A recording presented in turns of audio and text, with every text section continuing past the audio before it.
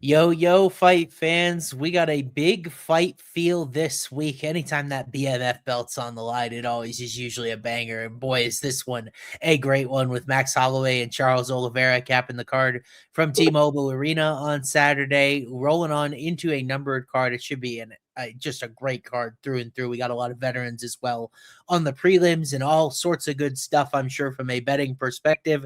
As usual, we usually find some angles around here. Appreciate you all tuning in and being with us, as always, on YouTube and a variety of other platforms, wherever you are tuning in and hanging out with us. We appreciate your time because we are going to go fight by fight through all 13 fights at UFC 326 and go through it from our, as usual, prop degenerate niche angles, which we always like to take. So I'm going to bring in my man, the myth, the long shot legend, Matt Tanner. Matty, how you doing tonight, buddy? Good, bro. I'm pumped for this. This is a really good card, bro. Yes, it is. I think that the depth on the main card, it's like, wait a minute, do we have Drew Dober and Michael Johnson on the main card? And all of a sudden it's like, wait, that fight's actually really good. So bro. Yeah. I can't wait wait as well. We got fight of the night in Max's last fight with Poirier because they didn't get it. I don't remember. I vaguely, like, for whatever reason, like the David Onama comes to mind, but was that card or a different pay-per-view? I don't know, but I can when see he fought Romero. Yeah. I can see a similar scenario where the Max versus Charles is a good fight, but some random fight overshadows it for fight of the night. Well, yeah, absolutely. Hey, I want to ask you, how did UFC Mexico go, buddy? Oh, I got slaughtered, bro. Oh, we gotta get on one of them. You didn't have any rounds or anything? I hit like a couple small parlays, but I got dusted on the cycles. Never stood a chance, bro. That's the first time where both cycles got dusted in the prelims, like just dead. Wow. Oh, did you unplug your mic, buddy? No. Why are you losing me? I got a bad. How's that? Is that better? I can still see myself. Jay, can you hear that too? Jack, can you yeah, Matty, you're echoing. Okay. I'm on echo cancellation. Make sure it's not unplugged. It sounded like something unplugged, like in the middle of you talking. We're so back, by the way. How's that? I think that's good. Yeah, I don't hear myself, so I think we're ready to go. We're so back right out of the gates. That's vintage us. But why don't we dive in here? We'll move forward and tee it up here. Very interesting fight to start here, light heavyweight. Luke Fernandez taking on Adolfo Bellato. Fernandez coming off the Contender Series, had a nice run in CFFC, really exciting prospect and really no match for him on Dana White's Contender Series. And Adolfo Bellato looking to get back in the win column. Of course, I remember him from the Paul Craig with the hilarious acting job fight, but that was actually 2 fights ago. Lost a decision to Navajo Sterling in his last bout. So, Matty, what do you think of this matchup here? I like this guy, Luke. He's new to the UFC, but like he is 30 years old. So I don't really think this is like a spot where you have to be that careful coming off Contender Series where normally you would on some younger guys. But I think he's well-rounded. He's a good finisher. And his grappling's good. He submitted Phil Hawes in round 1 in a grappling match. So I kind of like this guy, bro. I'm not big on Bellato in general. If the fight gets extended, I think it could get a little tricky here, but I kind of like Luke round 1 too. Yeah. Are you averse to maybe an angle because you're not sure if it'll be sub or ground and pound, or you think we might get some distance striking here? I mean, I'll lean the KO here. Oh, okay, interesting. Yeah, Bellato historically a pretty good sub guy. I think it's a great first test for Fernandez. He is a prospect that I really liked coming off the Contender Series. And then Bellato, the biggest thing about him, 94% takedown defense, entry level. I think he does have really good balance. Good jiu-jitsu guy. We saw that a little bit more regionally than he's kind of been in some brawls in UFC. But rather than what I think about Luke Fernandez in his fight this weekend, why don't we hear from someone who actually knows a little bit better? That being Luke Fernandez, who sat down with Home of Fight and our guy Jake Noecker. Home of Fight, they love their gambling. They got Matty bets up there with Hey Jive and Austin, Nolan, all these big handicappers. So Matty and Austin, they run a great UFC podcast every Wednesday that I produce, and it's just them going down top bottom of the card, predictions, stuff like that. Fans love it. For the show, Luke, You're minus 245 on freaking DraftKings, which is awesome. But how are you getting it done? What should these people bet on you? And, nothing nefarious here. This is just for the fun podcast. I mean, I like to throw hands. I think he likes to throw hands. So, I mean, as a gambling man, I would say there's a good chance we're going to be throwing some hands. So, I like my odds of getting it done inside the distance with some hands. But like I said, I'm a well-rounded MMA practitioner, so I'm not afraid to grapple. But yeah, I'm looking to put on a statement. So that's what I'll say about that. I mean, I don't necessarily disagree. I think Fernandez might have a harder time getting this one to the ground, and I do think that his stand-up is probably pretty underrated. And Bellato, 46% striking defense. Matty, I was kind of leaning a knockout here at distance, because I think a lot of people think he's going to grapple because of all of the prowess that he's had regionally and what his Contender Series submission looked like. But I do think he's going to throw hands. I don't think he's telling us I don't think he's telling us a lie. So I like it. The question is, does Bellato wrestle? Because Fernandez is no subs professionally, but he has that anaconda choke against Phil Hawes. So that would be a crazy one. It's 15-1 on the submission. 15-1 overall, or the anaconda specifically? Fernandez is 15-1 on the submission. Bellato's 7-1. 15-1 is crazy, bro. That is really crazy for a guy coming off. I mean, I guess he did get the knockout on the Contender Series, but he like you said, he's been in a lot of grappling matches regionally. Maybe some of that is they just don't think Bellato is gonna it's gonna allow for any ground time. Very interesting. I want to go watch that grappling match against Phil Hawes and just see the anaconda. Have you seen that clip? No, I haven't. Same. I want to watch that, but I'm gonna keep an eye on that sub prop. 15-1 is insane because the club will be live too. Yeah, it's interesting to me. I don't know why I had any sort of hesitation, but it feels to me just like I kind of like Fernandez as a win piece here. I don't feel like the money line is super high. I have minus 230. Has it grown? I had minus 2. Yeah, it's minus 235. Feels a little bit like Javier Reyes, where last week when I was thinking about his fight against Douglas Silva de Andrade, I'm like, where does he actually lose it? To a guy who's 40 years old. Bellato has just been so inconsistent. I mean, Ihor Potiere had him on the ropes. I feel like Fernandez is an awesome prospect for minus 235. I'm with you. Yeah, it's weird to see the line go the opposite way. Yeah. So maybe we'll bookmark that as a potential safe parlay, which, by the way, safe parlay, 5 out of 6. All you guys ever tell me in the comments is how weird my voice is and all that stuff. Are you cashing the tickets? Are you cashing the safe parlay? I'd suggest maybe focusing on that a little bit instead, because we've been red hot with that. And that's ultimately, I think, what matters around here. But why don't we move on to the next fight? We had the best take on that was Luke Fernandez's take himself. Unfortunately, we don't have a Gaston Bolanos or Yeong Lee interview. I know my guy Jake's working on it behind the scenes. Maybe we can get one, but I just want to mention on our graphic here, odds are flipped. I've got Yeong Lee like a minus 295 favorite. If Yeong Lee was plus 220 in this fight, I'd be all about that, man. That'd be a retirement drainer right there. But he is stepping in on short notice, actually, in this fight for I can't remember the guy. Super stylistic guy from South Korea. I'm not sure. Just lost to Daniel Santos because he's clowning around. I can't remember his name now. It escaped me. I have it in my write-up. But anyway, this is Lee on short notice against Gaston Bolanos moving up to featherweight. What'd you say? It's on you. Is it Ju Sang Yu? It might have been Ju Sang Yu that was the guy that was stepping in here. So what do you think about this matchup, Matty, with Bolanos coming back as the underdog here? I like the favorite here. The favorite on the right, not on the graphic. I was looking at the sub on this one, but I am kind of scared that he just wins a decision here. I don't know what your thoughts are, but the sub looks like one of the more obvious ones because when Gaston loses, usually by sub. But it's a tricky one where this guy might win a decision in this spot. Let me see. I'm going to pull up my model results. Why don't you read our friend Big Maple Bet's already in here with a super chat. He's got a parlay for us. All right, let's take a look. Almost cashed the cycle. This week, his cycle is Rosas by decision, MJKO. It's about the sub. Wow, 18-1. 18-1. Okay. That's an interesting first submission, and we draw first blood on the super chats for the potential parlay. On this card. What'd you say? So do you feel like there's a lot of sub opportunities on this card? Yeah, I definitely can remember one sub that I absolutely wanted to.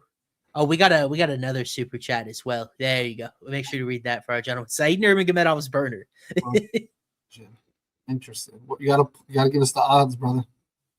Max, I assume that's Max Holloway then. Yeah. Okay. So I was actually able to model this guy. I was a little averse to doing so because I sort of wanted to take it with a grain of salt because Bolanos has fought his whole career at 135. Lee obviously going to be the larger guy here.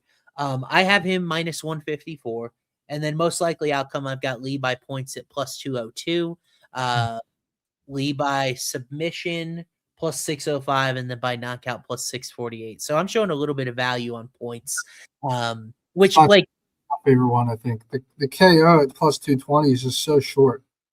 It is. When Bolanos might actually Bolanos hasn't been bad at distance per se.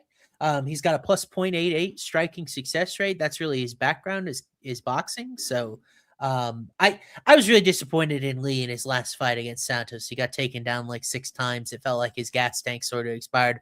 And then you remember the fight he had with Haider Emil, which was just a rock'em sock'em robot brawl that ended in a matter of seconds. So I feel like Lee is a little bit of a sketchy guy to lay chalk with in this situation. For sure. I'm with you. I think decision final answer plus 260. Yeah. And then I've got the fight minus 210 to end by decision. So, and the total is wow, this fight's plus 134 to go the distance. Wow. What the heck? I mean, Lee's been the distance now twice in a row. Yes, the odds are correct. They're supposed to be flipped. We don't get Jung Young, unfortunately, as a underdog. That would be great. But we kind of had to make some movement on the graphic with Jung Young stepping in on short notice here. So odds got flipped, but I think Matty and I are kind of on the same page with a little bit of length in this fight compared to what odds makers think. For sure. All right. Why don't we move forward here? Let's get back up to light heavyweight. We already had Rafael Tobias mentioned in one of our super chat parlays, or was it both of them?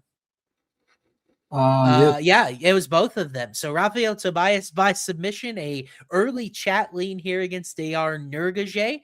Not exactly surprising when Nurgozhay's lost consecutive fights by submission, but we'll see if he can hold off Tobias as a prospect coming off the Contender Series. Got a sub 2-minute submission on there, Matty. So this is another one of those money lines. It's like Tobias is only, in that minus 200, minus 300 range. It feels relatively playable. I'm looking for what FanDuel's got right now. Minus 210 is all Tobias is right now. Do you think that there is a little bit of danger in that, or is the Brazilian a good bet here? No, I like him, and I think the super chats were on the sub, right? Yes. Yeah, I'm seeing plus 190 on FanDuel. I don't see a number on Hard Rock yet. But again, I think there's a lot of sub opportunities on this card in general, bro. Yeah, that'll help some cycles. Well, yeah, I think in the first however many 5 or 6 fights, there's like literally 2 or 3 fights that are getting by sub here.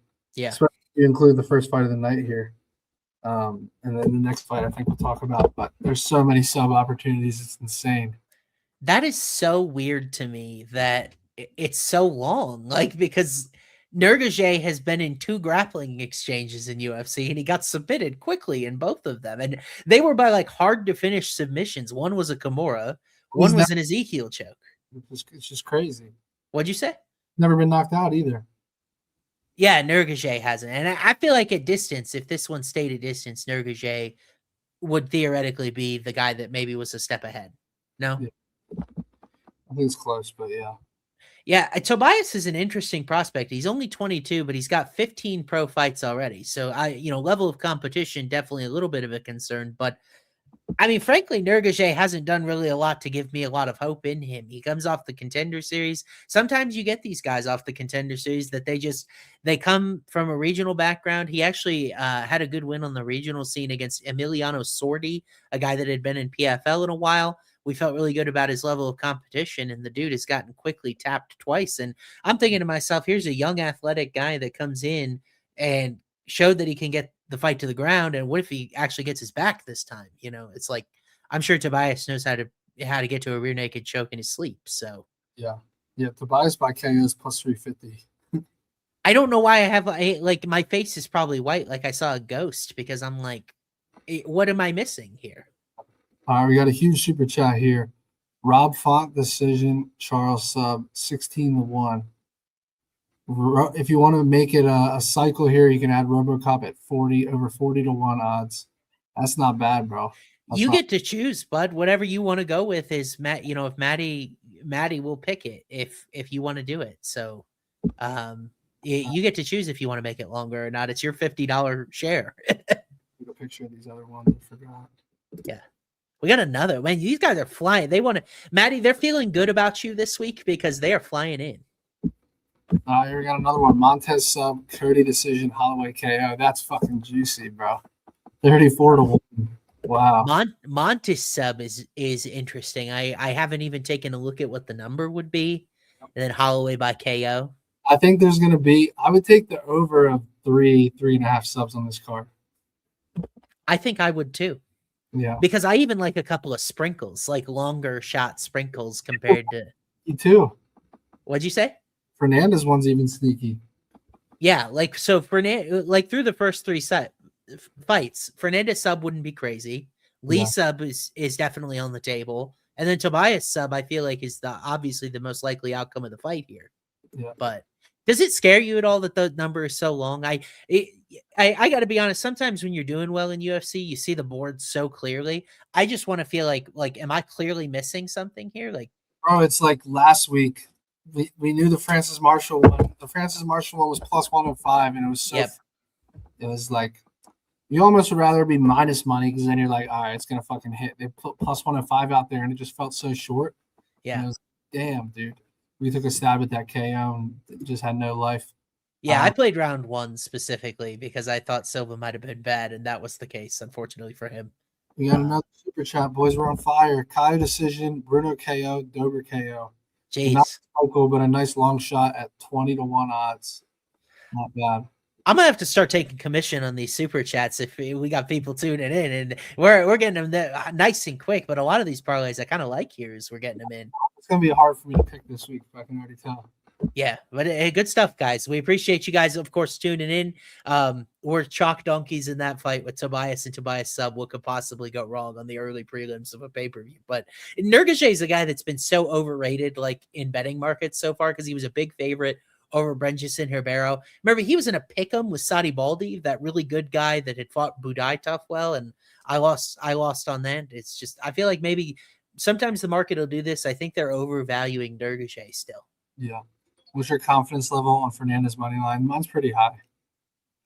Yeah, I don't think minus 235 is a bad price at all. I mean, when I've been sticking to this same formula in the safe parlay. I've been taking a money line, and I've been taking a sketchy fight to start round 2, and it keeps printing. Fernandez money line is on the short list of the ones I'd look at. Yeah. Another super chat. Dante sub, KO decision, Robocop KO. Oh, I can't wait till we get to Dante Johnson, bro. Somehow we've got Cody Brundage on a pay-per-view for a second consecutive one. I have no idea how that happened. I'm sorry, it's not a pay-per-view anymore, a numbered card, if you will. But why don't we first take a look at this flyweight fight, Matty, because it's another fight that I was able to model.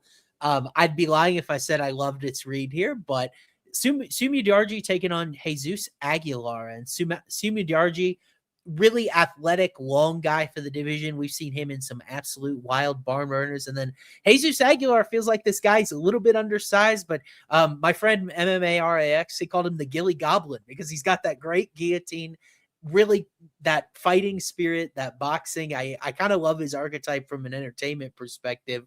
I think this is a good fight. So what do you think about this matchup, man? Bro, if Sumudaerji needs to fight this fight the same way Max Holloway needs to fight in the main event. Just stick and move, bro. You have a 9.5 inch reach advantage. Literally just stay away from this fucking guy and just jab his face off, and you can win a 30-27. Yeah. The question is, will he do that or not? He tends to get in these firefights like the Matt Schnell fight, which was one of the craziest comebacks in UFC history, in my opinion. But I don't really know that I trust Sue sometimes. I do think this is a candidate for the decision on the cycle, truthfully. I think it's a perfect spot for a decision. Like you have a guy with just a massive reach advantage here.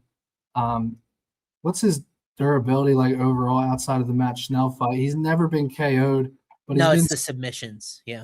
6 times, right? So it's just like, you got to think he's improved his grappling from all these sub losses. 86% of his losses are by submission. But you have such an advantage on the feet with the reach and just speed and everything. It's like if you just fight smart, you can win this 30-27, but it's a question of will he do that? Yeah. And by the way, I have Sumudaerji a little bit more likely to win a decision if it got there than Aguilar. So I think to your point, that's kind of a stick and move sort of thing. But unnervingly, dude, I told you last week with Bobby Green that was a model 3.0 heat check. Yeah. It is another heat check. I've got Aguilar 53.6% favored here. One of the weapons that I think is very interesting, Aguilar landed 25 leg kicks in his last fight. That'll be vital here to help close that reach disadvantage and kind of limit Sumudaerji's movement. And then the submission stuff, which I think is a lot of what the model sees of how does Sumudaerji end up losing. I don't think he's going to shoot in this fight. He would be ill-advised to do so, but Aguilar's a guy that I think we've seen in competitive grappling fights against like Mateus Mendonça, and others. A lot of people don't grapple him because they're afraid of that guillotine. But I do think if Aguilar was able to get top time here, there'd also be a submission liability. So I like Aguilar at like plus 200 or so. I'm kind of waiting to bet it because this line is inching wider, but this just to me feels like a very, very wide line for a guy in Sumudaerji that hasn't always been the most reliable customer. Yeah, I'll tell you one thing that's interesting. You mentioned those leg kicks. If he can have any success on the feet and even like get a couple takedowns but not sub him, plus 525 on the decision here. Really? Yeah. I've got it plus 303. That's a phenomenal number. That's a really good number. What's sub? Plus 450, which is the trap, right? Everyone's going to be on that. I'm almost right in line. I'm plus 409. Yeah. I of those two, I prefer decision. I do too. Jesus struggled with grappling talk. I agree. And by the way, Sumudaerji's entry level takedown defense, 71% is very good. I think it's more so if you get him on his back. So you ignore reach. Well, okay. So I have built this model, and specifically one of the reasons that I ignore reach is because there is no correlation in terms of reach in individual weight classes and winning the fight. You may see on the UFC broadcast, they say this guy has a reach advantage of blah, blah, blah, but it's not controlling for all the other factors in the fight. And right now, leg kicks are too prevalent in modern MMA to a point where there are ways to overcome a 10-inch reach disadvantage. If you blindly bet reach advantages, you're going to be a losing better long-term because there is no correlation when you control it for other variables. Fair enough. Aguilar does have the shortest reach at flyweight, though, 62 inches. It's very much an outlier. It's like an extreme. No, it really is. So, yeah, I think that one is very interesting at flyweight, and we have another interesting one after that. Cody Durden taking on Nurgozhay Tumendemberel, our boy that we already have had in a cycle before. He's back in the UFC. He was kind of on that like road to UFC card that was kind of a UFC card, but it wasn't. Like Bruno Brazil was on that too. It was quite the time, and I didn't get to watch it because I guess I didn't have the right Fight Pass stuff or something, but whatever. Now we have Tumendemberel taking on a guy, Matty, you're well familiar with, another Florida guy, Cody Durden, training an American top team. It's been a little bit of a rough run for Cody of late, but when you look at his murderer's row, it's kind of forgivable. So now he's back here in a matchup with Tumendemberel. Do you think he can get kind of buck the trend a little bit? I hope so, bro. Cody's my boy. Play a little blackjack with him every now and then. Nicest guy in the world. Yeah. He's going through it in the UFC, just like you said, fighting the absolute, highest level. It's just this guy's 6-0 to the submission, and that's kind of how Cody loses. So it's a little nerve-wracking. I see why he's the underdog. But if you take anything from some of his losses, he looks good in them. I mean, we saw the Alan Nascimento fight. He looked as good as he's ever looked, I think. I mean, he looked incredible in round one. He was dominating that fight, and then he just gets caught and choked out, and it was very frustrating. But this is another fight that the sub is live. You can make the argument the sub could be live either way, truthfully. But obviously Tumendemberel has very good submission, 6-0 to the sub, coming off the the anaconda choke. He has some rear naked chokes. He has a guillotine and arm bar. He has a lot of versatility in his submission. So praying Cody wins. I'm probably staying away from it because I'm biased. Matty, this prop board is so sick. Yeah. The shortest outcome in the fight is Tumendemberel knockout plus 330. The longest outcome in the fight is Durden knockout plus 650. It's basically a your guess is good as mine type of odds board. Yeah, it's crazy. It's crazy. I mean, but I actually really like Cody here. I think that the narrative that he just makes mistakes and can get caught in things, it's at the level of Alan Nascimento and Muhammad Makayev. In general, that you remember, what'd you say? Beating the brakes off Bruno Silva, and he got caught too. Right, and he was hurt on the feet before he got starched there. But I think that Durden, I remember the guy who escaped 3 deep submissions from Jake Hadley, who's a guy that I thought was super talented in this flyweight division. I don't think Cody's a bad grappler. I don't think he's a submission liability. Tahir Limbekov's another guy that he ran into. And I'll be honest with you, I think Tumendemberel might be really bad. Like at this level, the Carlos Hernandez fight, Carlos Hernandez beat him pillar to post everywhere that fight went. Tumendemberel didn't have any success. I think Durden is going to be able to mow through Tumendemberel's 54% striking defense. I kind of like points here, but I also think ground and pound could be live at plus 650. The double chance, if you don't want to worry about it, is plus 230 knockout or points. I love what? For Cody? Yeah, Cody knockout or points is plus 230. I think it's a great number for a guy who's a plus 120 something underdog. I might have to tail that. Yeah, I love Cody in this spot. I can't believe I bet the money line already like an idiot when that prop exists. Yeah. Isn't that kind of weird that Durden's sub is plus 420, but I guess he choked out Matt Schnell, didn't he? Yeah, he has a couple. He has good submissions, bro. He has 6 submissions in his career. He got Matt Schnell. A lot of them are from a long time ago. 2020. A long time ago. He had an armbar in 2019. But he hasn't had subs recently because look at the guys he's fighting. Charles Johnson, Makayev, a lot of crazy ones. The Jimmy Flick one, I think, would go differently. I think that was a crazy loss. That was like, if there was a submission luck factor I could quantify, Durden has had such bad luck with stuff like that because it's like once in a lifetime type of stuff. Yeah, 100%. Yeah, I'm down the ride with Cody, bro. If it's model approved, then I'm not biased. Well, remember, I was not a Cody guy against Josh Van when you and I were a little bit split back in the day. I didn't love him against Nascimento. I think this is a Cody get right spot. I like it. He needs it, bro. He wants it badly. And I just think when you look at his pedigree, his level of competition, that's going to pay dividends when Carlos Hernandez took this guy down 4 times. I mean, I remember the Cody Durden that shut out Charles Johnson. Like, I still believe that guy's in there. And I don't think he's like washed at 34. He still looked good in his last few bets. Yeah, no, 100%. Let's go, Cody.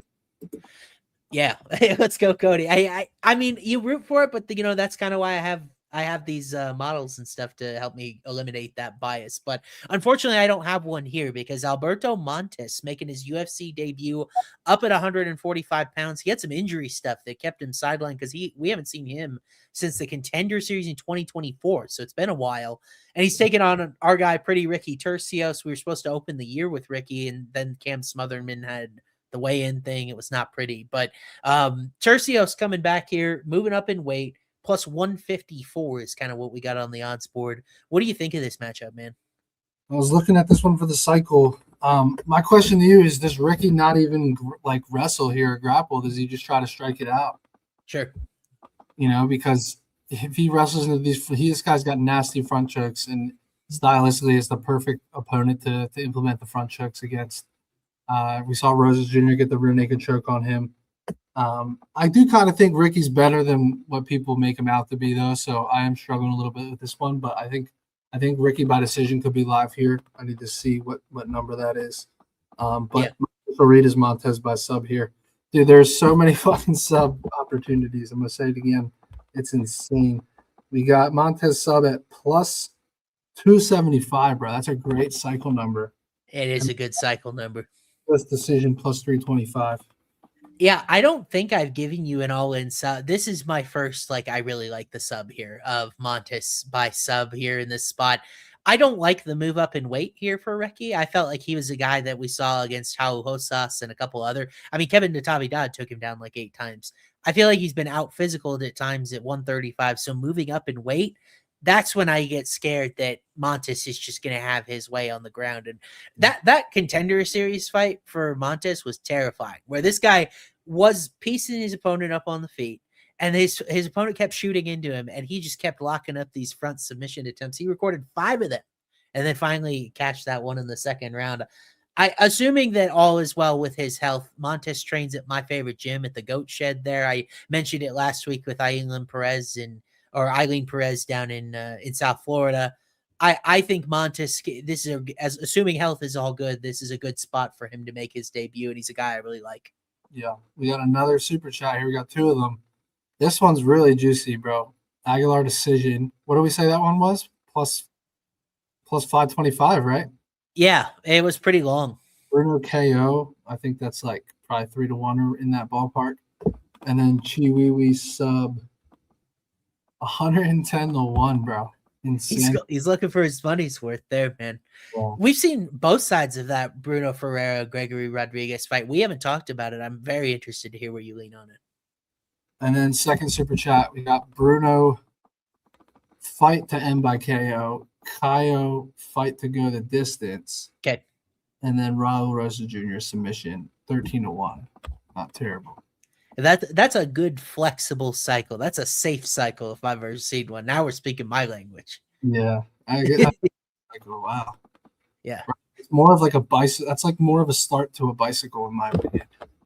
Yes, those are bicycle legs, 100%. By the way, we went with my favorite long shot last week, and it didn't end up working out. Bobby Green decision was looking great until Zellhuber couldn't even make it, and then we knew Cheeto was what?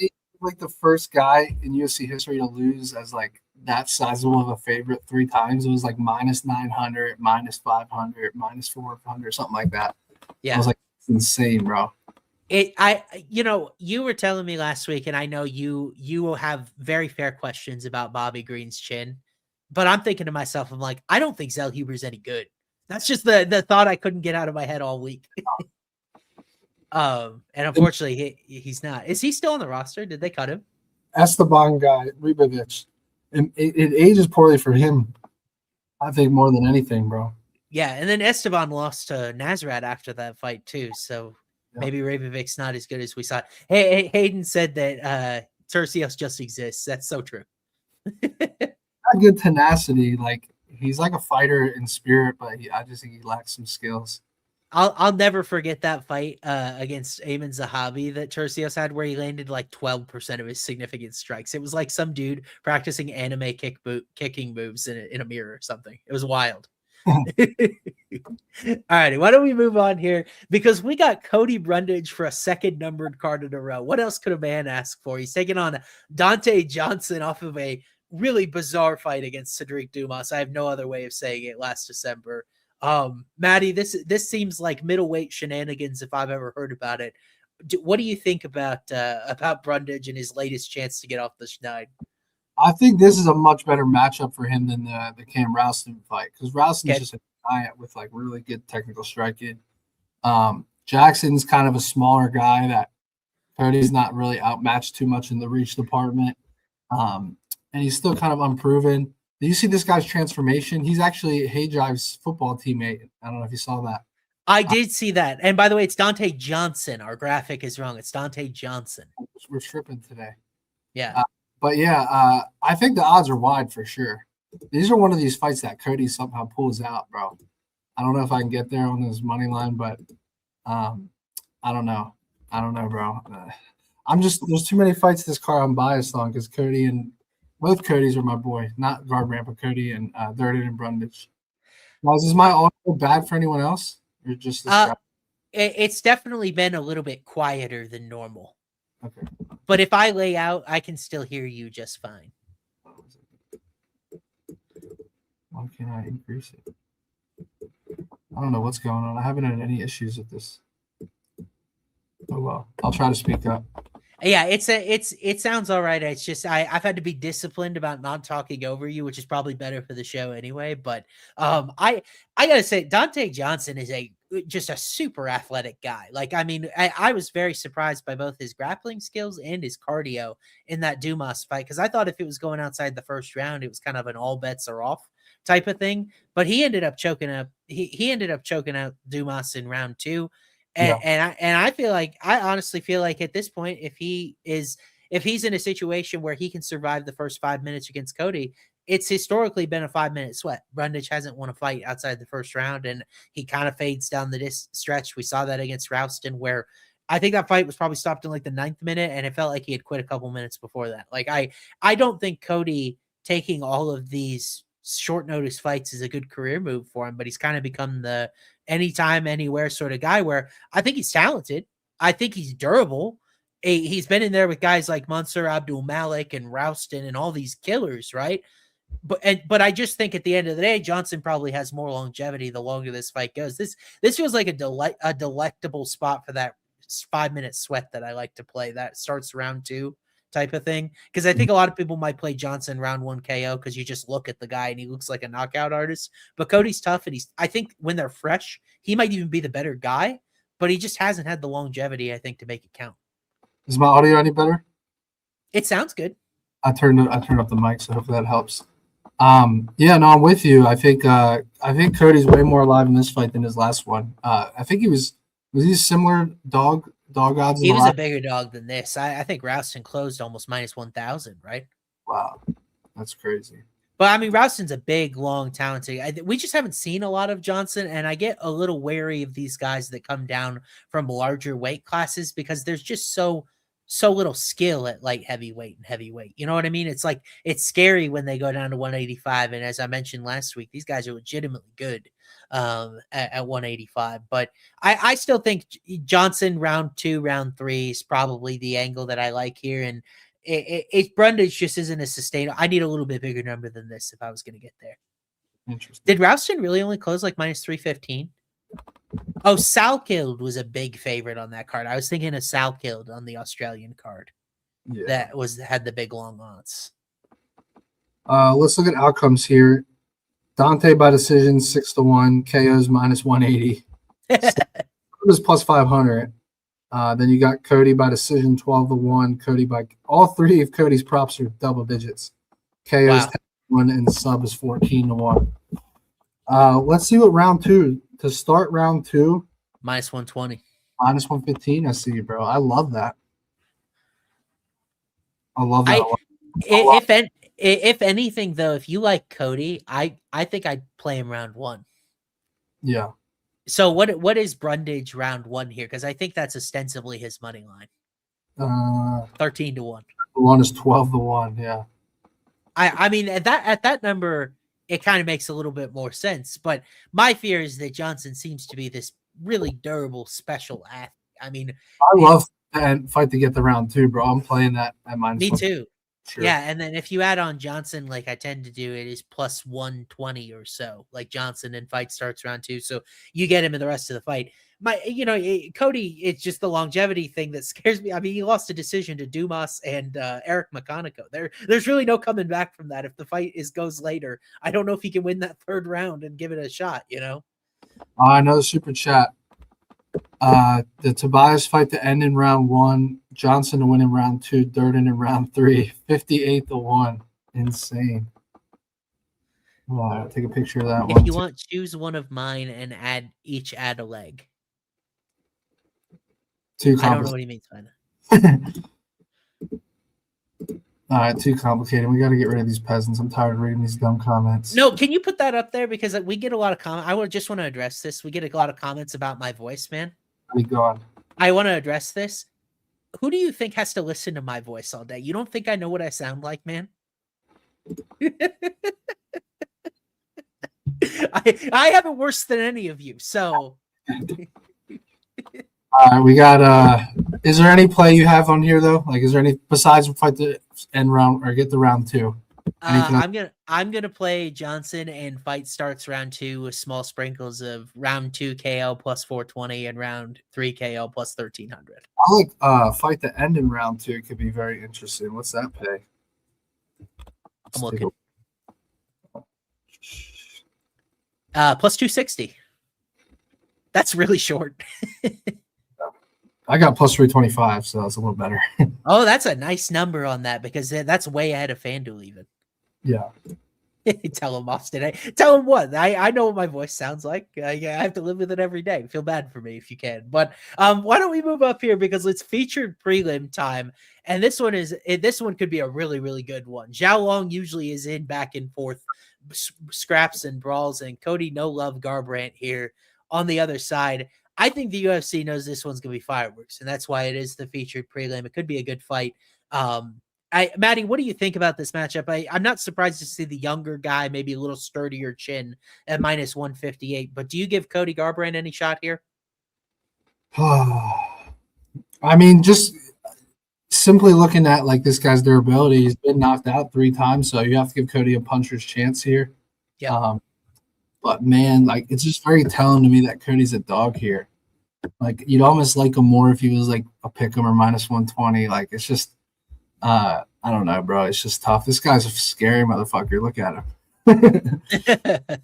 Shredded too. Yeah, I mean, Zhao Long is a Terminator, bro. Like physically. I did cash on Figueiredo sub on Cody pretty nicely. What is Zhao Long sub in this? You can't possibly go with another sub. It's 7-1. So man, like I wonder if you just bet every fight to end by sub if you make a profit this card. Maybe you and I are on quite a few so far, like as primaries. What the fuck? I don't know, man. If Paoni Barcelos had this guy's back and couldn't sub him, I don't think Zhao Long's going to. But we've seen crazier things in MMA.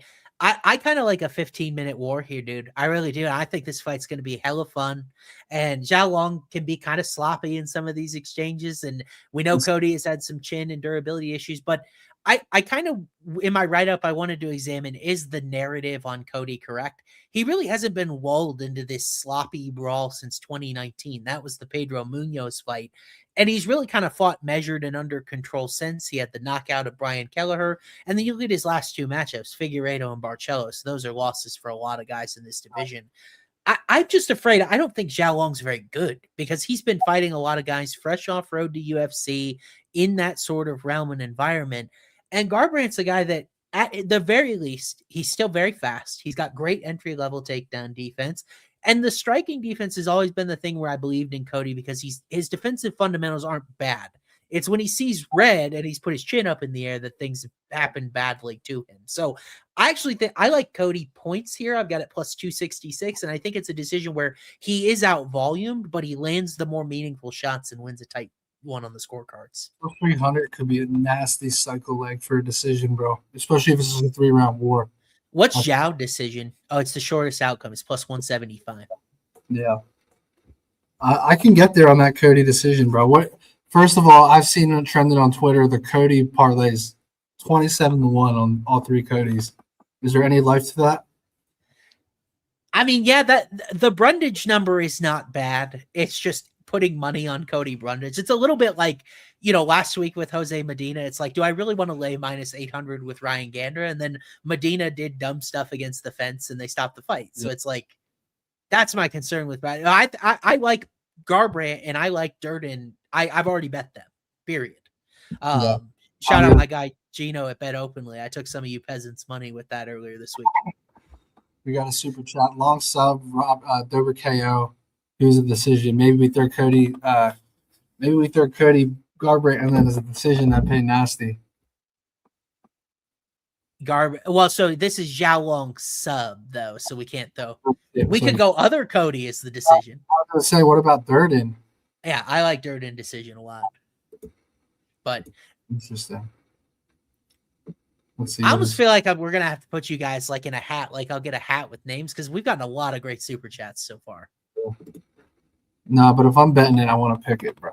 I will say Big Maple sent 2, so I'm more inclined to pick one of his because, like, if he's sending us 2, that's a lot of support. No, for sure. It increases his odds for sure. Yeah. I was 30 by decision. I'm down to ride that for sure. Nice. Let's go. I like Garbrandt and a fun fight there. But before we hop onto the main card, you guys knew what was coming next. I got to tell you about our guys at Homo Fight Picks, HOF Picks on Instagram, or Maddie's going to drop the link in the episode description how you can join these fellas, the true pros that keep the lights on at Homo Fight Picks. Nolan, unfortunately, you literally can't win every event ever. No professional's ever done it. The winning streak is busted, but he's still 13-1 in winning his last 14 events. So, like, you give him a break, okay? He's probably due to bounce back on the other side. Our guy Hajai Picks crushing stuff on the DFS front as well. Appreciate you guys joining and respecting and following out these things. You can visit winnable.com/HOF Picks. Use code HOSF. You get 7 days free there as well. Lots of ways to sign up. You can even just ask me on Twitter, how do I sign up for HOF Picks? We'll hand it to you because you do win in on this action with 2 of the sharpest guys in this entire industry. Make sure you support them and support HOF Picks. Use code HOF 7 days free. Let's go. Yeah, those guys are killers. Diner of a rematch. I'm so hyped for this one, bro. Yeah, dude. I mean, it's an interesting matchup, right? At this point in their careers, Bruno Ferreira coming off his first career decision win against Marvin Vettori, but that kind of felt like his arrival to me. Like, he'd been fighting some bums and stuff before, but beating Marvin Vettori is no joke. And a guy that we've known is no joke is Gregory RoboCop Rodriguez. We've been unapologetically RoboCop guys a vast majority of his career. I remember cashing in his UFC debut against Duško Todorovic. He was like a plus 160 underdog, I want to say, in that fight. Yeah. I like RoboCop. I always have. When these two fought initially in 2023, Rodriguez got knocked out by Ferreira in the first round when we really didn't know who Bruno was. Now, as they rematch, I find it very interesting. The odds are almost similar to that first fight, Matty. So what do you think about as they re-rack? We know different things can happen. What do you think of this rematch here? Bro, I think RoboCop is just dialed in. I'm kind of scared because the odds, even though he's lost to the guy, I still think the odds are a little short. But maybe Bruno just has his number. But I actually texted Gilbert about this fight, and I was like, bro, can RoboCop just take him down and land ground and pound early? I was like, because it changes the whole fight. And Gilbert's like, yeah, he should, but he's not going to. Just the definition of RoboCop, bro. He don't give a fuck. He's going to slug it out. He can come in with a game plan with his team and everything going into the fight. But when the bell rings and they go in there, he's going to slug it out, bro. So he's just got to not get caught here. But I think he's better pretty much everywhere in every dynamic of MMA. And I think he should get his revenge here. I actually love round 2, 3 here. I really like. Just because, you got caught in round 1. Don't do anything crazy in round 1. And then we've seen Bruno fade. We've seen him get subbed in round 3 against Abus Magomedov. So I think rounds 2, 3. And we've also seen RoboCop get late finishes. The Brad Tavares fight in round 3. I believe he had another one, right? I think in round 2 or 3 as well recently, if I'm not mistaken. Which fight am I referring to? Did you already say Tavares? Tavares, and then... Yeah. There was one more. The Chitty fight, it was round 2 after he rallied. And then he got in the round 4 with Cannonier, but and then Hermanson was a crazy finish, bro. That was a crazy. Oh my god. So I don't know. It's tough because RoboCop could sleep him in round 1 too, but I do think if he fights smart here, it's his fight to win in rounds 2 or 3. Yeah. I am not playing Bruno Ferreira here. And I don't think my model is going to force me to. I have RoboCop minus 160 in this spot. Not as wide as I would have thought. You know what I mean? I would have thought that RoboCop was maybe a little bit bigger of a favorite than that. Yeah. Because I feel closer to the odds than that. I think Bruno got a little bit lucky in their first fight. When you look at the body of work that RoboCop has, especially when Ferreira hasn't been awesome defending takedowns. Remember, this is a guy that was taken down and submitted in round 3 by Abus Magomedov, one of the biggest gas bags in the entire sport. I mean, Gilbert's so right about that I don't know if RoboCop has always taken the correct game plan, the correct strategy. But Matty, this is one of those spots. I love the RoboCop sub. He's never scored one in UFC. It's only plus 420. I think Ferreira is a really durable guy that's got a pretty good chin.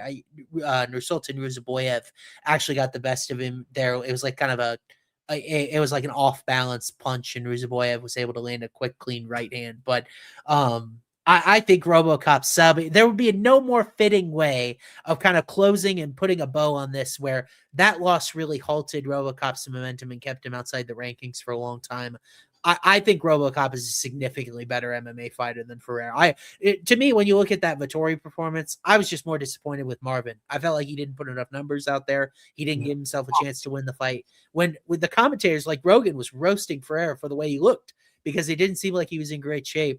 We know RoboCop's going to come in great shape. The Cannonier fight, he kind of faded down the stretch, but this is only 3 rounds. Yeah. I like RoboCop by Hurricane late too, and I kind of like that sub number 2. Yeah, I can't play him on the sub because he never fucking goes for it. But I will play round 2, 3 here. Do you think, I mean, it's possible. What I kind of am thinking about waiting is I think it's possible Ferreira has a good round 1 and I get a live entry like on a prediction market or something with RoboCop going into round 2. Yeah, I mean, dude, the round 3 I think is like 8-1. I think it's 8-1, and that's either outcome round 3. Why are the numbers so bad in this fight, man? Where's all the rake going? Yeah. I mean, the best I see in the model is Ferreira decision. I've got it plus 497. I think it's like plus 900 or something. But I just don't believe that if they get outside the first round, Bruno can actually win 2 rounds. Maybe if this line lightens and I like saw a point spread, but it's Bruno KO or bust for him in my view. Yeah. And I get this sometimes where, like, if I'm close on model value, I'm just rooting for RoboCop here. I don't want to bet against him. Yeah. Bro, you can take RoboCop minus 200 and Bruno plus 270. You can't lose, bro. In theory. In theory. I'm hoping for a live entrant there. That way I get a little money behind RoboCop, but I guess we'll see. Why don't we move up onto this next fight? Another one of your guys. We had RoboCop, and now we got Drew Dober, a guy that you've historically been on a lot. The gold standard for chins cosmetically, Drew Dober in UFC, taking on Michael the Menace Johnson in this matchup of favorites that we didn't know we needed.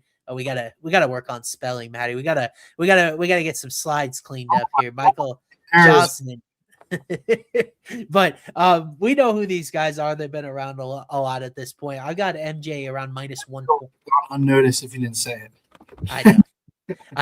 Nothing ever goes unnoticed when we got a typo on the slides. You know that. But what do you think about Dober as a slight dog in this fight? So he's my favorite dog of the week at like plus 125, plus 120. Now it's like I would not bet his money line at this number. You know, you lose 15, 20, 25 cents now at this point. I'm very nervous on him. He was my biggest play of the week. Two days ago, I took his money line. I gave it out. But I am a little bit nervous. I'm gonna be honest, just because Michael Johnson does his good accuracy and Dober, doesn't have great head movement. But I do feel like Drew Dober, like if you want to go back and watch the Bobby Green fight, it's kind of encouraging and discouraging at the same time because he finished Bobby Green, who's kind of a similar style, but he was getting pieced up for like 5 to 7 minutes in that fight, and then he just found the shot. So I do think you're kind of nervous that Dober drops round 1 and then he's chasing a finish here. But I do think he's the value side at plus 120. Now I'm not so sure at the current price. Okay. And we got a do you remember the comment we got last week that they thought it was asinine that I put forth that King Green would put Michael Johnson in a body bag. He would leave the octagon on a stretcher, guys. I promise. That's crazy, bro. I promise that King Green would destroy MJ. And by the way, I say that because I support you here. I have Drew Dober 56.2% likely to win. I've got the KO. What do I got? I got KO at plus 265. I've got decision at plus 428. So it kind of likes a longer fight than current odds indicate. But I think MJ doesn't really have much of a chin left at this point. You look at his last few wins. It's a good story over guys like Darius Flowers or Zell Huber or whoever you want to throw out there that he's beaten. But Dober in his recent setbacks is guys like Manuel Torres. It's Renato Moicano. It's like guys at the top of the sport, completely different plane of competition. So I've not historically not always been the biggest Dober guy, but I feel like when you talk about durability here, when you talk about power, I think if one of these two guys has grappling upside, it's not the guy that's 0-5 in UFC by submission. I like Dober's money line specifically here because I don't think the sub would be insane. I like the decision, and then the knockout, of course, favored. So Dober money line, and give it to me all the way up to minus 120. Even if this line flips to him as a short favorite, I still think it's playable. Let's go. We're aligned. What do we got? We got a super chat here. Tumendemberel sub, Dober KO, Rosas decision. That feels kind of semi-sharp, bro. It's not bad. It wasn't Tumendemberel style. Oh, it was like plus 300, plus 400, somewhere around there. I can't remember now. Yeah. It's got to be up there because the other two legs are short. Yeah, I'm telling you, man. I spent 15 minutes with money on Tumendemberel against Carlos Fernandez. I'm very convinced that guy's a bum. Plus 400 on the sub for Tumendemberel.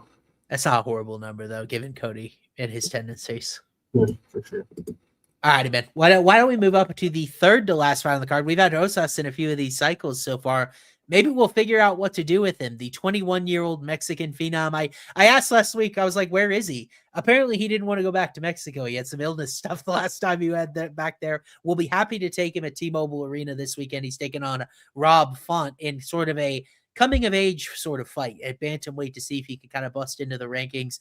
Matty, Font coming back plus 176. Not unfamiliar territory for him as an underdog. What do you think of Chihuihuas in this spot?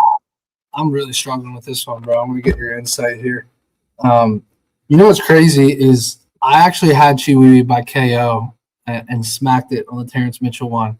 Yep. And now I look at, like, it's 10-1 here on this spot, which sounds crazy. But the kid's 21 now. You know, he's fighting in the UFC since he was like 17. His striking's improving. Rob Font's been through some wars with Cheeto and freaking David Martinez. Yep. And then you have the back take and the ground and pound upside. I know it sounds crazy because it's the longest outcome of the fight minus the Font sub. That Font sub cannot be 45-1, bro. That's got to be 50. It is 45-1. 45. I'm checking that. Have you ever seen an outcome that high? I'll give you 60-1 up to $100 if you want. Where the fuck? Is it FanDuel 45? Yeah, FanDuel's got 45-1. Oh my god, you almost have to sprinkle like $100 on that just out of principle, bro. Club and sub, or I think Font has some subs, doesn't he? Yeah. That's an insane number, dude. I mean, he can't sub him in a pure grappling match, but in MMA, guys get hurt, guys get tired. That's just, I mean, Rob Font has 4 subs. Isn't he a black belt? Yes. And by the way, he was able to stay safe against a lot of these killers that he's fought. Matsumoto, Kyler Phillips. Sandhagen. I think this fight, we actually had Bo Nickel on the pod yesterday for you guys that want to check that out. It's on the Show Me the Money channel. Just went live a couple hours ago. Sweet. But Bo Nickel, I think, and Grant Dawson both picked, I think they picked Font by decision. Or Bo said that this fight's a lock to go to the distance, he said. Okay.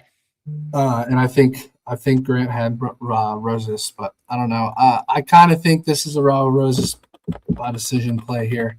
It's the shortest outcome, though, of the fight. He's struggled to get these subs against the higher level competition. It's hard to think he'll get a knockout, even though I just tried to sell you guys on it. But I'm just thinking I think the most likely outcome is clearly the decision, and odds makers agree here.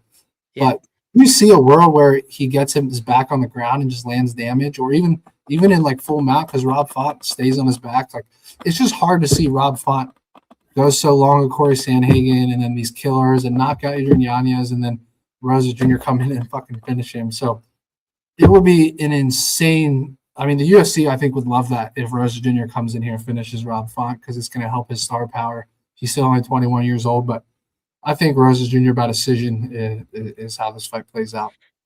Say theoretically my model gets the Jesus Aguilar fight right, because I told you I had him favored and that was a heat check. Here's a Stephen Curry half court heave. I've got Rob Font 55.2% likely to win here. So I've got Font favored, and that Font has always been a model favorite because he's got these great numbers, plus 1.66 striking success rate. Yeah. The takedown defense is concerning, but we saw him beat John Matsumoto in a fight where Matsumoto landed 7 takedowns. Like, that doesn't really matter as much anymore. And when we've seen Rosas recently against Vince Morales and against Aori Qilong, it's been the inactive, sort of not eventful takedown game. if Rosas hasn't added anything with his hands since the last time we saw him, Rob Font's piecing this dude up, and I think he's going to win the fight. It's sort of the decision that UFC would hate, and I think they're trying to do Rosas a favor because they look at Font. He's historically had a hard time getting taken down. But I mentioned it last week with Angel Pacheco. The cartel guys are so good at defending off their back. Like they may not be able to get up, but they also can help avoid submissions.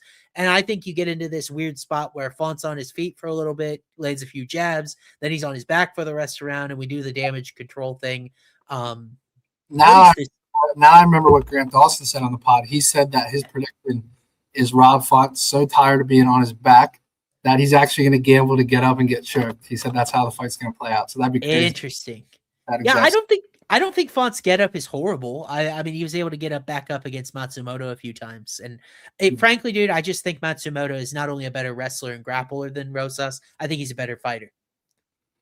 I think he's a better wrestler. I don't think he's a better grappler. Than Rosas? I mean, Rosas has those long limbs that Matsumoto necessarily doesn't have. Yeah, that's fair. So maybe his jiu-jitsu off. I like the Cody Garbrandt number. It's a similar play and matchup here. Yeah. What is Font decision here? Font decision is 3-1 plus 330. I mean, it's not what the UFC wants, but it's like I kind of feel like I have to trust this read because the model's been doing so well, and like I see it. Discrepancies in UFC history, 17 years. I don't know if we've seen anything longer than that. Yeah, and by the way, my model sort of like. You'd think it's like a big advantage for Rosas. It pulls it back a little bit because Rosas is still very far from his analytical prime as well. For sure. So, like, he's not even close to the best we're going to see from him in UFC, and it knows Font's best days are behind him. So, it's not as bad as you would think. Like, I have basically my weighted age advantage for Rosas here is 77.9%. So, it's not like 100%. That's fair. All right. All righty, man. Why don't we move on? We have not discussed this fight, you and me, all week, so I have no idea what you think about it. I'm so interested to hear because we got Caio Barriao taking on Reinier de Ridder at middleweight. I really like both of these guys. It's a shame that one of them's got to lose here. But RDR hoping to get back in the win column after the unfortunate performance against Brendan Allen. Same could be said for Barriao, who came up short against Imavov. So what do you think with Barriao, I guess now up at like minus 300 or so here in this fight, bud? I like Caio in the fight. One thing I will say, I'll give you some Nancy Pelosi inside information on RDR. Looking insane in camp. He's local here in South Florida. And I'm working with Regenerate, which is an official sponsor of the UFC. They do all the peptides and that shit. I'm talking to the owner. I was just at his place last week. He said that they actually looked at Reinier de Ridder's blood work. And like, the whole narrative of, hey, De Ridder was not himself in that Brendan Allen fight, which is expected. He had like 5 fights in like a year or so. But he said that this guy is literally night and day health-wise, and he's a totally different person. Like, and all the pictures just came out today or yesterday. RDR looks way more shredded. He looks way more dialed in. He's had a little bit of a break here after the loss to Brendan Allen. So I do think RDR is the value side.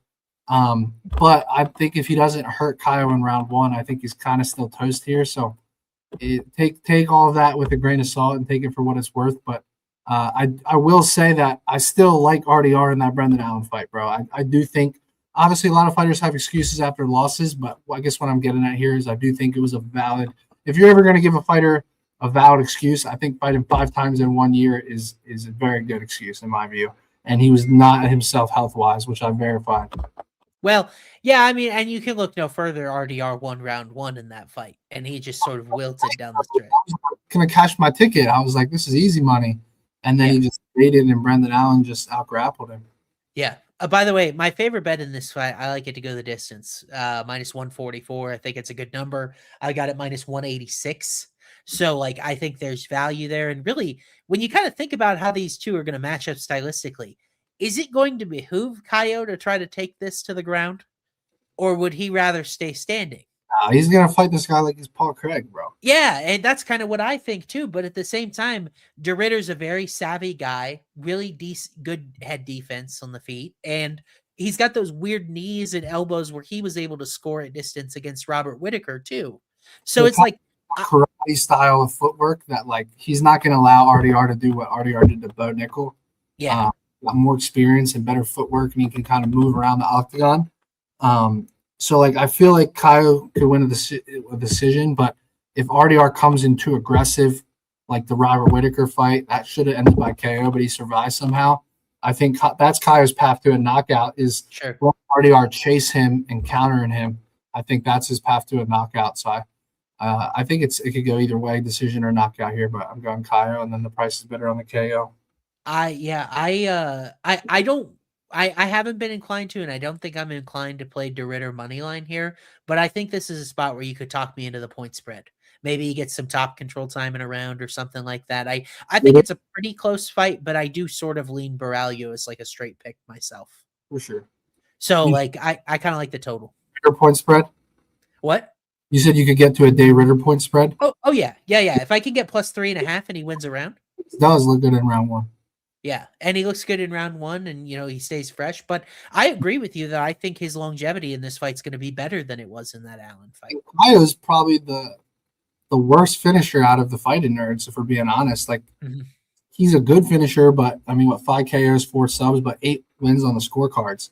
And I think that's just more of a stylistic thing where he's not one of those guys that chases finishes, bro.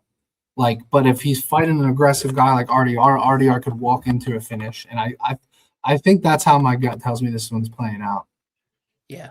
I don't know what it is. There's something about Kaio that just feels like not solidified to me. Like, yes, I think he's very, very good, but his resume coming up the ranks just wasn't super impressive when you consider the struggles Paul Craig had against some others. Abus Magomedov, a close fight with him.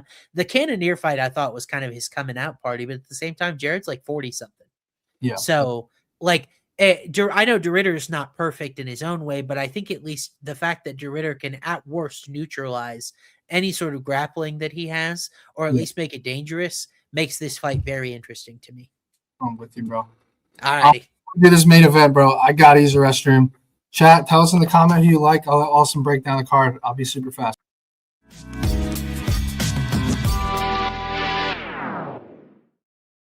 Well, I mean, our intro bought him like 10 seconds. So if we were going to have that, I don't want to say anything about this. This is too good of a fight for me to just ramble, and Matty doesn't hear my takes on it. So I guess that I'm going to open the floor to you guys. What is your favorite prop on the entire card of what we've gone through? As far as the other 12 fights that we've got, what is your favorite prop on the entire card as far as a finishing outcome? And make sure to put the odds in there as well, because I can give you my thoughts on it. If you have any questions, let's see. I'm on the hottest win streak in sports betting. I bet. I'm sure your AI model has developed a way to get through at the end of the day. But font decision, like I said, I do like that a lot. I've got it plus 144. I think it's just too long. Favorite dog on the card font. I don't think Rosas has it in his heart currently. That's an interesting take. He's just a young guy, and I think his skill set is developing. And I don't know about you. I wasn't exactly the most mature guy at 21, and I'm always in all of these guys in UFC that can come in and that have that sort of age, and they can stay that discipline to compete at the highest level this early in their career. I kind of always like fading those super young prospects, guys like Chase Hooper historically, a little bit with Rosas against Christian Rodriguez, where it's just like, it's hard to be that locked in and be that mature at that age. And so when it'd be one thing if it was a pick 'em, but then it's another thing when Rosas is -2, -250, -300, or whatever he is in that fight. So I kind of agree with that. Who you like? Matty, I just opened the floor for questions because I was not going to talk about this fight without you. All right, fair. It's too good. All right, now we're ready, though. Max Holloway taking on Charles Oliveira, BMF title fight. Two of the maybe most notorious BFFs. It's these guys and Conor McGregor pretty much is like a Mount Rushmore of this lightweight division, just being complete and total badasses with extreme aura. Holloway right now has the strap. Charles Oliveira is looking for it, but I don't really need very much of an intro other than asking you who you got and how. All right, so it's funny because me and Gilbert and Wakana talked about this fight like a year ago. And I've been so big on Max Holloway in this fight for so long. Yep. I'd be lying if I said I'm not scared right now, bro. Because I feel like the whole world is on him. He's minus 220. And a lot of people make good points about, like, hey, who has he fought that has the grappling, like the submission grappling at this level? And then you go back and watch the Dustin Poirier fight, and Poirier had him in a guillotine, that he couldn't finish, which would have been a storybook ending, by the way, if Poirier would have finished that guillotine. But I think my gut tells me, bro, I think Max Holloway by points here. I can get plus 260. He's got a stick and move for 5 rounds. But we've seen Chandler go the distance, or we saw Oliveira go the distance with Michael Chandler. We've seen him be in some fights that have kind of stretched out now. It's not just finishes. And it's similar to, what was the other fight we were just talking about? The Kaio fight. Like, Kaio can win a decision, but if RDR just is so pressure heavy, he can get caught. And I feel the same way here. Like, I don't think Max Holloway is going to march Oliveira down and just chin him.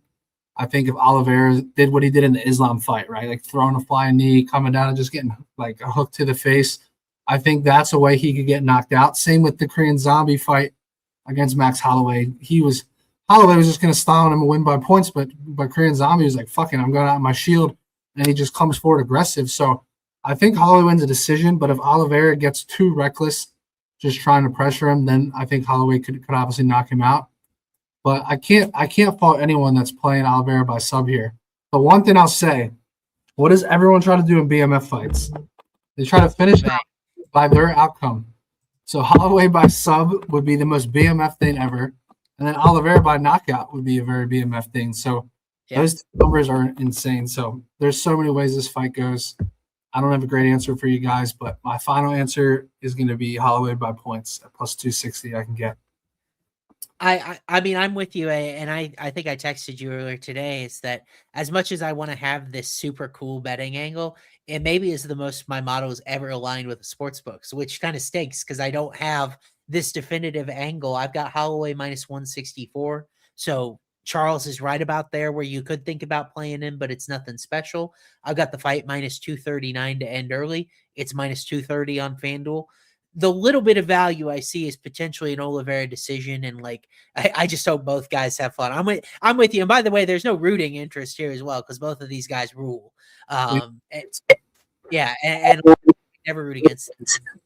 And do you think the winner of this fight gets Conor McGregor in International Fight Week? Because I think that makes so much sense. I mean, what would either of them have done? I mean, like, why are we giving Conor that fight in particular? I guess because he's Conor, but yeah, I mean, yeah, you can line that up. That's fine. It just makes all the business sense in the world. Could you imagine Max Holloway versus Conor on International Fight Week, bro? They're going to do a $25-30 million gate. It's a no-brainer. So either one of these guys is going to destroy Conor. Conor hasn't fought forever. Everyone's going to pay to watch it, and it's just going to have the aura back to it of these super, like these UFC superstar type fights. I think, who do you think Conor matches up better against? Oliveira, because he's got the knockout chance. Yeah. But like, I by the way, I want to speak on this when I say there are some arguments. Yeah, I like McGregor Diaz 3-2 at 170. Yeah, that McGregor Diaz 3 is a much better fight for both of them to be at least a little interesting. Holloway is the squarest bet of all time against the best finisher all the time, club and sub. I will say this is that Holloway, by some metrics, if you look in my particular analytical world, his record for significant strikes in a fight, 455, most all-time career significant strikes, 3,655. Those will probably never be broken. You could argue he's potentially, from an analytical sense, the greatest fighter in UFC history, because when you think of what has to go into that, it's the takedown defense and the grappling defense, the cardio, the fight style, and kind of the lack of power to not put guys out early to be able to accumulate all of that. So I think he is a guy that I have a hard time ever betting against from that perspective. But I will say, what keeps this fight interesting is he's not a guy that carries a lot of power. And I feel really good about Oliveira's cardio, especially if you see him in the Chandler fight. He went 5 hard rounds. Yeah, he's in good shape. And if this thing gets into the 3rd or 4th round, I think all bets are off. Oliveira could win a round with a backpack, and all of a sudden now you're sweating Max at decision at plus 230 when Charles was 12-1, and it's a very, very close fight. if you can avoid that sort of power early that's historically given Oliveira trouble. So I do think Charles is probably a little bit wide. But at the same time, Holloway's a guy that just puts such great numbers out there that it's hard for me to envision Oliveira winning 3 rounds to 2 in a prolonged fight. I remember 6 months ago, we were debating, not me and you, but just the Show Me the Money guys. We were debating who'd be the favorite, and now Holloway's minus 225. Yeah. So he's definitely wide here. I mean, what would this price be if Oliveira didn't come off a nice submission win? You know, like if Oliveira's coming off of what was the fight before Gamrot? The Topuria fight, yeah. Imagine if he's coming off of that fight, Holloway might be minus 300 here. Yeah. And I don't really care. Like for this, I don't care that Oliveira went out earlier against Topuria. What'd you say? So to be fair, Topuria shinned both of them. Yeah. I would say I thought Topuria was out grappling Charles in that first round slightly. Yeah, I mean, he let Charles back to his feet before the knockout that ended it. So, I know your model doesn't have an answer, but what's your gut say on this one? I mean, it's hot. I can't look away from that. I will say a trend that bothers me greatly going into this fight is it feels like the chalky main event favorite has absolutely gone up in smoke every single main event this year. So I'm kind of eyeing that Oliveira points number at 12-1. It's very interesting to me. It is a crazy number, bro. If Holloway stays safe. Yeah. This is such a hard fight from an outcome standpoint, bro. Because even if you like Max, you can't confidently tell me it's a knockout or decision. And if you like Charles, all 3 outcomes are all alive. Like literally all 3 of them. I don't care what those prices say. All 3 of those outcomes are live. We saw the Chandler decision. We've seen him knock out guys. Even the Justin Gaethje fight could have been a knockout if he wanted the knockout. Yeah. Could have went with ground and pound. So Max actually made up a good point when he was interviewed. I think yesterday, he was like, "Bro, you can't underestimate Charles striking.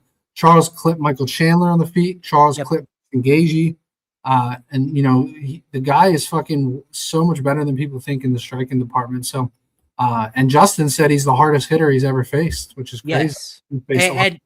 And Max is a completely different fighter if he's moving backwards, and usually Oliveira is the guy that is pressuring. So that dynamic will be interesting. Can I give you a DFS square here, by the way? I've been giving out prize picks and underdog lineups in my Discord channel the last few weeks. I like Oliveira to get a knockdown here. Max went all this time without a knockdown. What? What's the price on that?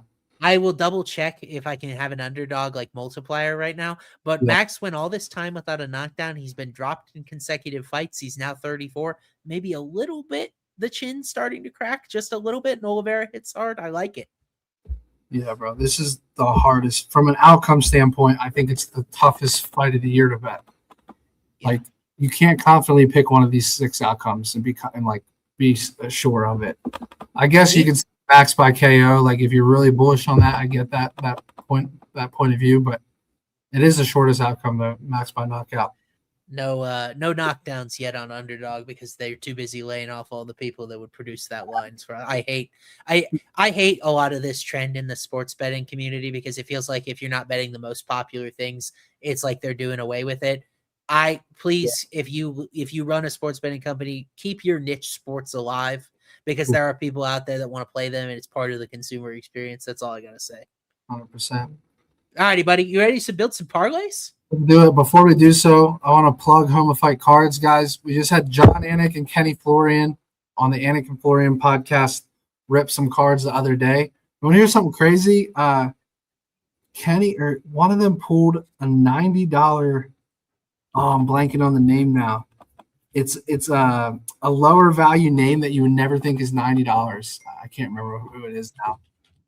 But what I'm getting at here, guys, homeofightcards.com, $60 to rip a card. You automatically get a card that's valued at least $30 up to $1,700.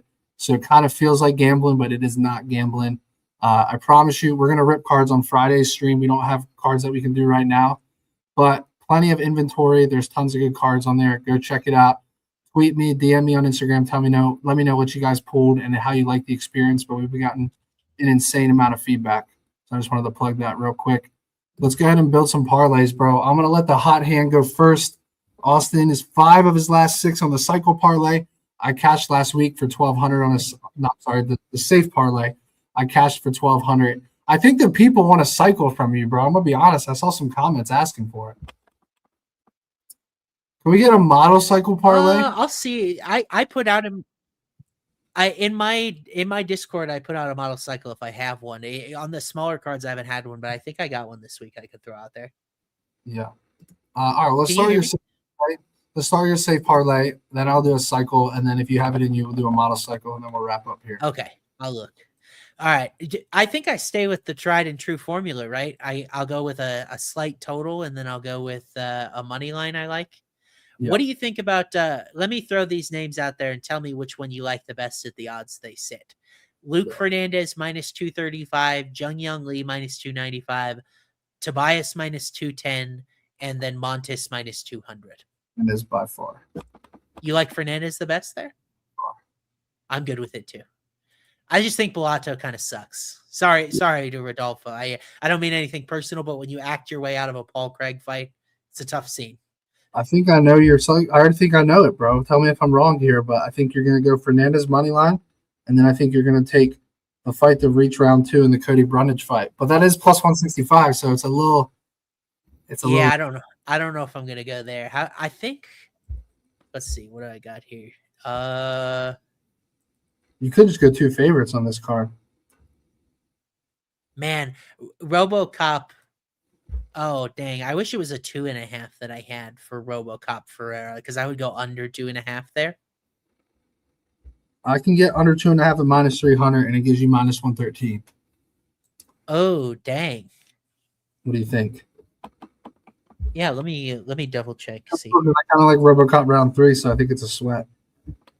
I do think it. What do you have available for fight doesn't go the distance? This one feels expensive. It's like minus 460. What I'm looking at. Right, so that's going to be like minus 130 probably. Yeah. What about? You could go Kaio. I don't think you'd like that price though. Oh. Because if you go Kaio, you're at minus 107. That's not bad, bro. Luke Fernandez money line minus 240, Kaio Barriao minus 275. That brings you to minus 107. Or you go Rob Font fight to go the distance is another option. Okay, how about this? Because the model likes the total in the Kaio fight. Fernandez money line. Kaio fight starts round 3 is plus 101. I like the money line way better, but it's your parlay. What money line? Kaio money line over fight to start. Oh, round. No way. I'm showing value on Durden. All right, so then fight to start round 3 in the Kaio fight, I'm seeing minus 260, and that brings you to minus 104. That's perfect for you. Yeah, I got plus 101 on FanDuel, so it's right around even money. I'm going with it. Tried and true. Type it, you want me to? Yeah, I'll type it in here. We got our safe.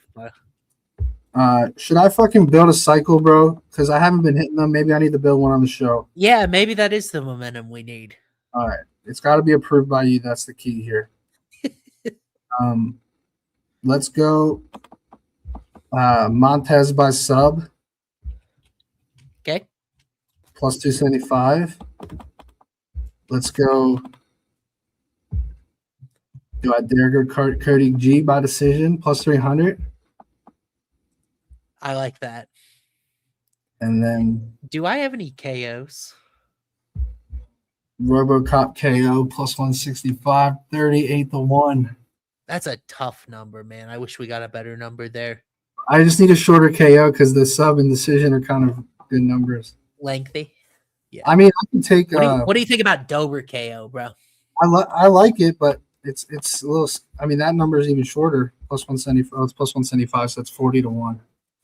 I'm closer on Dober KO than I am RoboCop KO.